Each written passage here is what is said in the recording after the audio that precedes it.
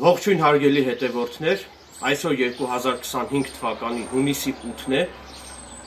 ես Ստեփանավան քաղաքի բնակիչ Էրիկ Եղինյանն եմ, այս տեսանյութում, այս ուսուցողական տեսանյութում ցանկանում եմ բարձրաձայնել, թե ինչպես վարվել այն դեպքում, երբ պետեկամուտների կոմիտեի կողմից խախտվել են ձեր իրավունքները։ Ուրեմն, մասնավորապես, ինչպես վարվել այն դեպքում, երբ ձեզ անհայտ ինչ-որ մեկը, այսինքն չարակամ անձանցից մեկը, քանի որ նախ նշեմ, որ քանի որ հիմա դժբախտաբար մեր հասարակության մեջ շատ են նախանձ եւ չարակամ մարդիկ, այսպես ասած անընդհատ մեկը մեկի տակը փորում է եւ շատ ու շատ չարակամ եւ նախանձ մարդիկ ինչ-որ մեկի վրա ցեղ շպրտելու նպատակով, այսինքն այն անձը, ով կյանքում հասել է որոշակի հաջողությունների, բնականաբար չարակամ մարդկանց մոտ, եթե դու հասնում ես որոշակի հաջողությունների, ապա որոշ չարակամ մարդիկ նախանձությամբ են լցվում քո հանդեպ եւ սկսում են ցեղ շպրտել քո վրա եւ այդ իսկ պատճառով հիմա նման իրավիճակ եմ ես նկարագրում եւ ցանկանում եմ պարզաբանել, թե ինչպես վարվել այն դեպքում, երբ ձեզ անհայտ ինչ-որ չարակամ մարդկանցից մեկը ձեր վերաբերյալ քողարկված մտածածին բողոք է ներկայացրել պետեկամուտների կոմիտե։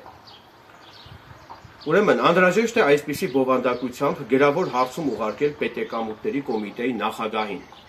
Մեջբերում եմ։ Հիմք ընդունելով տեղեկատվության ազատության մասին գործող ՀՀ օրենքի պահանջները, խնդրում եմ 5-օրյա ժամկետում ինձ գրավոր տեղեկատվություն տրամադրել պետեկամուտների կոմիտե իմ վերաբերյալ մտածածին բողոք ներկայացրած անձի ինքնության վերաբերյալ։ Իսկ հիշյալ տեղեկատվությունն ինձ տրամադրելը մերժվելու դեպքում խնդրում եմ համապատասխան վերաբերելի իրավական ակտերի վկայակոչմամբ ինձ պարզաբանել մերժման իրավական հիմքերը։ Մեջբերման ավարտ։ Հավելեմ նաև, որ պետական մարմինները, ստանալով տեղեկատվության պահանջով քաղաքացու գրավոր հարցումը, պարտավոր են 5-օրյա ժամկետում գրավոր պատասխանել քաղաքացու հարցմանը։ Տեղեկատվության ազատության մասին գործող ՀՀ օրենքի համաձայն, պետական մարմնի կողմից քաղաքացուն տեղեկատվություն տրամադրելը կարող է մերժվել միայն այն դեպքում, եթե քաղաքացու կողմից պահանջված տեղեկատվության մեջ պարունակվում են ծառայողական գաղտնիք, ռազմական գաղտնիք, բժշկական գաղտնիք, նոտարական գաղտնիք, բանկային գաղտնիք, պետական գաղտնիք կամ այլ բնույթի գաղտնիք համարվող տեղեկություններ։ Ինչպես նաև պետական մարմնի կողմից քաղաքացուն տեղեկատվություն տրամադրելը կարող է մերժվել նաև այն դեպքում, եթե քաղաքացու կողմից պահանջված տեղեկատվությունը կարող է խախտել այլոց անձնական եւ ընտանեկան կյանքի անձեռնմխելիության իրավունքը։ Եթե պետական մարմինը ոչ իրավաչափ կերպով անհիմն մերժում է քաղաքացուն տեղեկատվություն տրամադրելը, ապա տեղեկատվության ազատության մասին գործող ՀՀ օրենքի համաձայն քաղաքացին իրավունք ունի տվյալ պետական մարմնի դեմ հայց ներկայացնել վարչական դատարան իրեն տեղեկատվություն տրամադրելուն պարտավորեցնելու պահանջով։ Վարչական դատարան դիմելու համար անհրաժեշտ է, որ քաղաքացին բանկում 10,000 դրամի չափով նախապես վճարի պետական տուրքը, քանի որ պետական տուրքի մասին գործող օրենքի համաձայն մեկ պահանջի դեպքում վարչական գործով բազային տուրքի չափը կազմում է 10,000 դրամ։ Ներողություն։ Իսկ եթե դատարանը կբավարարի քաղաքացու հայցապահանջը,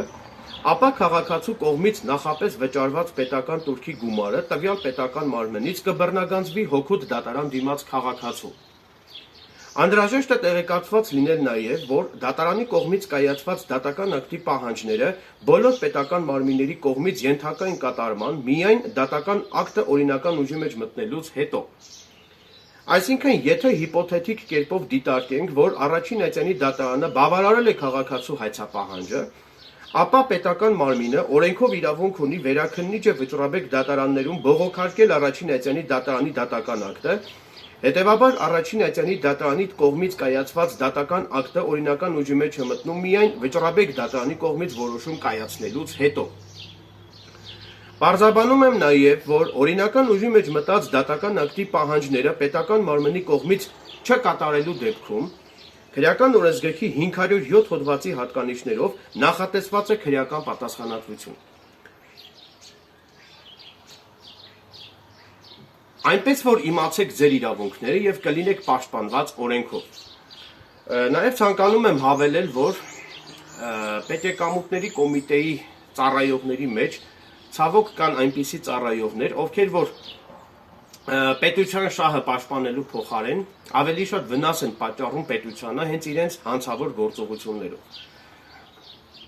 Մասնավորապես իմ ունեցած հավաստի տեղեկություններով մի որոշ ժամանակ առաջ ներողություն իմ ունեցած հավաստի տեղեկություններով մի որոշ ժամանակ առաջ ազգային անվտանգության ծառայությունը վնասազերծել եւ ձերբակալել է Լոռու մարզի պետեկամուտների կոմիտեի մի խումբ ծառայողների տարբեր անհատ ձեռներեցներից 1 միլիոն դրամի չափով կաշառք պահանջել եւ ստանալու համար։ Տվյալ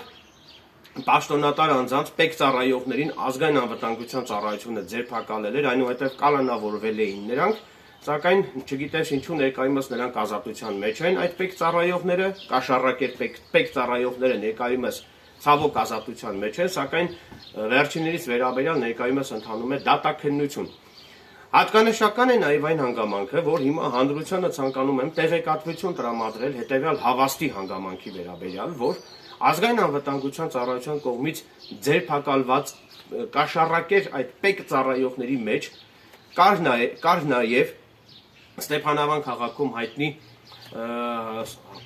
Հարությունյանի որդին, այսինքն սուպերմարկետը, որ ունի, դա ինքը ճանաչված անձնավորություն է, Ստեփանավանի ամենահարուստ մարդկանցից մեկն է, այդ Հարությունյանը, ով ունի մի քանի հատ սուպերմարկետներ, այսինքն հենց այդ Հարությունյանի սուպերմարկետի այդ տիրոջ, հենց այդ Հարությունյանի որդին, Կարեն Հարությունյանը, ով նախկինում եղել է պետեկամուտների կոմիտեի ծառայող, նաև հենց նրան է ազգային անվտանգության ծառայությունը ձերբակալել Կարեն Հարությունյանին, պետեկամուտների կոմիտեի նախկին ծառայող Կարեն Հարությունյանին նույնպես ազգային անվտանգության ծառայությունը ձերբակալել էր կաշառք վերցնելու համար եւ Կարեն Հարությունյանից բացի ազգային անվտանգության ծառայությունը կաշառք վերցնելու համար ձերբակալել էր նաեւ մի խումբ պետեկամուտների կոմիտեի ծառայողների, այսինքն մարդը ինչքան որ շատ փող ունի,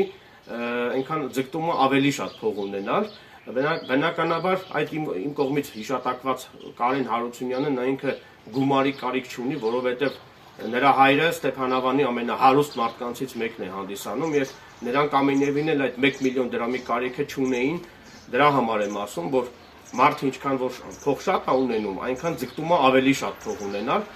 այսինքն նյութապաշտությունը, երբ որ մարդը սկսում է առաջնորդվել նյութապաշտությամբ, դա հենց նյութապաշտությունը հանդիսանում է մարդու կործանման պատճառը։ Նաև ցանկանում եմ հանրությանը տեղեկացնել, որ իմ ունեցած հավաստի տեղեկություններով պետեկամուտների կոմիտեի ծառայողների ընտանիքի անդամները, որոշ ընտանիքի անդամներ զբաղվում են բիզնեսով, ունեն խանութներ, մինչդեռ գնորդներին ՀԴՄ չեն տալիս, ասեմ, որ ես տիրապետում եմ այդ տեղեկատվությանը, բնականաբար գիտեմ, թե պետեկամուտների կոմիտեի ծառայողների կոնկրետ որ հարազատներն են զբաղվում բիզնեսով, ուստի հավաստիացնում եմ, որ ես այս հարցում լինելու եմ հետևողական եւ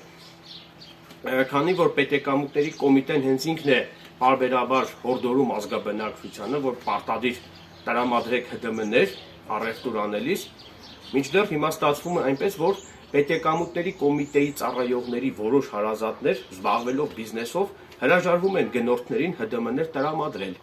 Այսինքն պետեկամուտների կոմիտեն մի կողմից կոչ է անում, որ ժողովրդին ՀԴՄ-ներ տրամադրեք, առևտրականներին է կոչ անում, ովքեր որ անհատ ձեռներեցներ են համարվում, մինչդեռ անհատ ձեռներեց համարվող պետեկամուտների կոմիտեի ծառայողների որոշ հարազատներ ունենալով խանութներ, զբաղվելով ձեռնարկատիրական գործունեությամբ, ամենևին էլ գնորդներին ՀԴՄ-ներ չեն տրամադրում։ Եվ ես վստահեցնում եմ, հավաստիացնում եմ, որ այս հարցում լինելու եմ հետևողական եւ առաջիկայում ես կներկայացնեմ, կհրապարակեմ իմ YouTube-յան ալիքով, կհրապարակեմ համապատասխան տեսանյութեր, որտեղ հստակ երևում է, որ պետեկամուտների կոմիտեի ծառայողների ընտանիքի անդամներին պատկանող այդ խանութներում, երբ որ նրանք զբաղվում են ձեռնարկատիրական գործունեությամբ, վաճառք են իրականացնում, այսինքն որոշակի իրեր են վաճառում, մինչդեռ վաճառքից հետո գնորդներին ՀԴՄ-ներ չեն տրամադրում։ Այս ամենի վերաբերյալ ես ունեմ ապացույցներ եւ առաջիկայում ես իմ YouTube-յան ալիքով կհրապարակեմ այդ ապացույցները, որտեղ հստակ երևում է, որ պետեկամուտների կոմիտեի ծառայողների որոշ հարազատներ զբաղվելով ձեռնարկատիրական գործունեությամբ գնորդներին ՀԴՄ-ներ չեն տրամադրում, այսինքն անում են առևտուր, մինչդեռ այդ առևտրի դիմաց գնորդներին որևէ ՀԴՄ-ներ չեն տրամադրում։ Թերևս այսքանը ակնկալում եմ, որ իմ այս ուսուցողական տեսանյութը ուսուցողական եղավ ձեզ համար եւ իմ այս ուսուցողական տեսանյութից բխող անհրաժեշտ հետևությունները թողնում եմ բոլոր ողջամիտ մարդկանց։ Վստահ եմ, որ իմ այս տեսանյութից ինչ-որ մի բան սովորեցիք, ինչ-որ դրական բան քաղեցիք, որը ձեզ կյանքում շատ պետք կգա, եթե դուք հայտնվել եք իմ կողմից նկարագրված այս իրավիճակում։ Այսքանը, շնորհակալություն եմ հայտնում ուշադրության համար։